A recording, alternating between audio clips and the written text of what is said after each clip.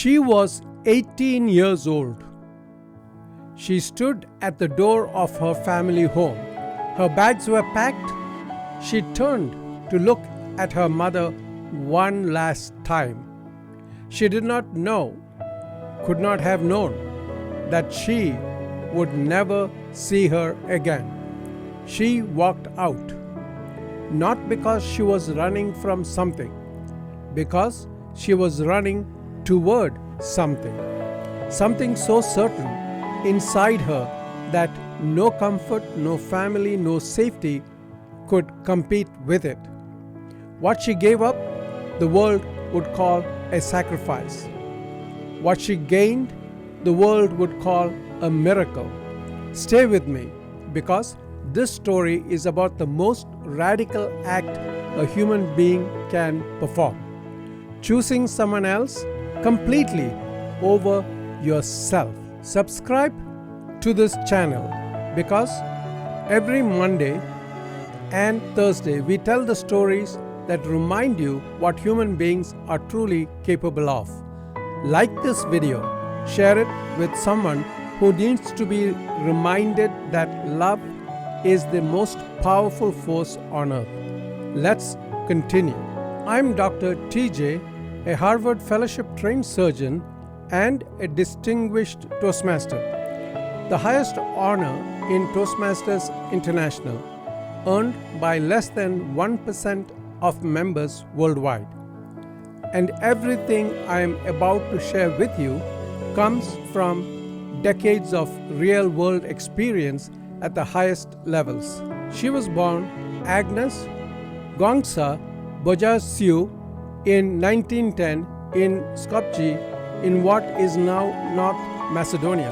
Her family was deeply devout. From childhood, she felt drawn to something beyond the ordinary world. At 12 years old, she felt her first call.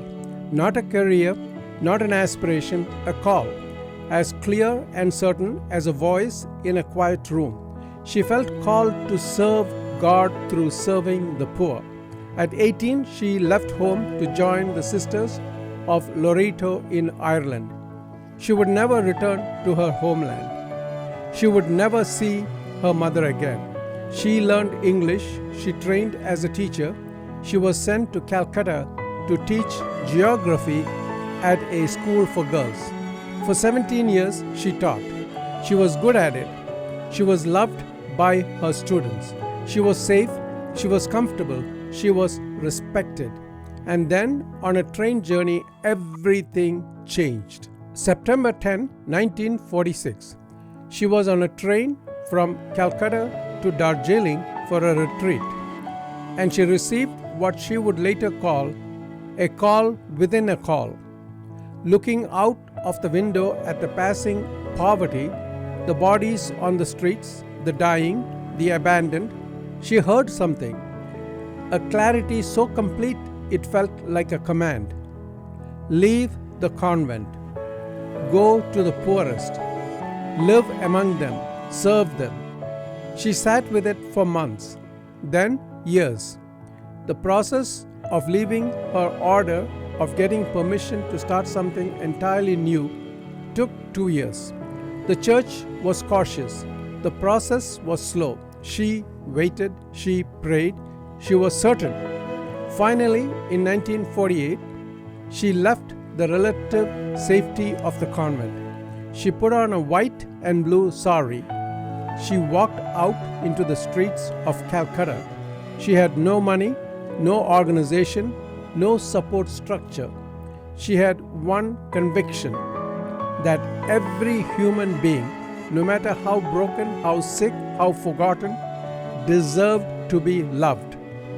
She began picking up the dying from the gutters, one by hand. What she built from nothing is almost impossible to comprehend. The Missionaries of Charity, the organization she founded in 1950, today operates in over 130 countries. It runs homes for the dying, orphanages, schools, hospices, and centers for people with leprosy.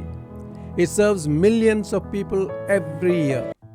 Built by a woman who started with nothing, who asked for nothing for herself, who lived in the same conditions as the people she served until the day she died.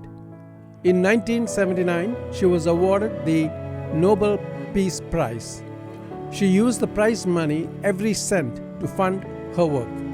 She attended the ceremony in her simple white and blue sari.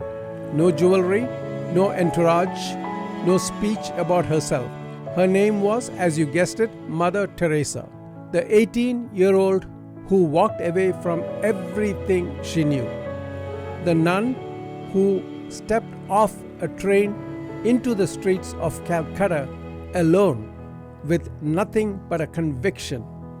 The woman who picked up the dying one by hand for 50 years. She once said, "I'm a little pencil in the hand of a writing God who is sending a love letter to the world." She gave everything, and in giving everything, she became everything. Here are 3 quotes from Mother Teresa. The first, "If you judge people, you have no time to love them," end quote, Mother Teresa. The second, "Not all of us can do great things, but we can do small things with great love," end quote, Mother Teresa. The third, I'm repeating this, "I am a little pencil in the hand of a writing God who is sending a love letter to the world," end quote, Mother Teresa. Mother Teresa gave up her homeland at 18, her comfort at 38, her safety every single day for 50 years. She was never, not once, described it as sacrifice. She described it as joy. Here is your challenge today.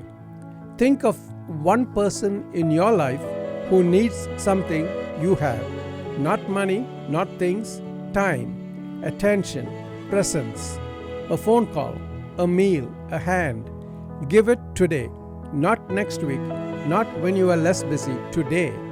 Because Mother Teresa didn't wait until she had more. She started with nothing and gave everything.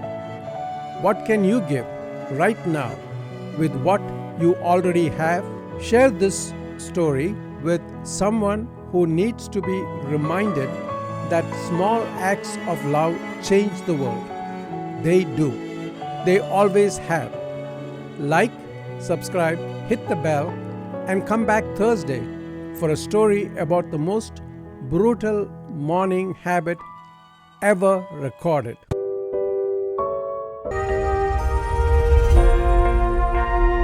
You are unstoppable.